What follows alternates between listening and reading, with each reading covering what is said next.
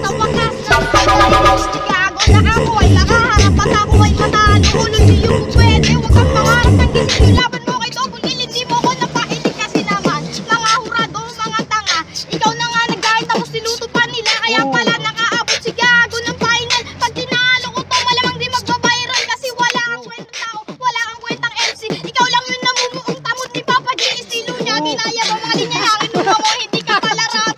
Pag nanakaw pala to, di nyo ba napapansin? Kada batilita nga, nasayaw-sayaw si gago na pikit-pikit pa siya. Gawain yun ni Papa G, wag mo na ikaila. Katotohan sa pagkamukha mo na magkabila. Ibang Rusty J na nakikita nyo rito. Ngayon malakas na ang dati minamaliit nyo. Lagi mo ako sinasabihan ng walang talento. Ngayon wag sino sa akin nire-respeto ng mga tao. Nakatayo sa tigpalig, pag ako na pinipinag-pinag sa di mo ko madadain. Na ganyan mo pa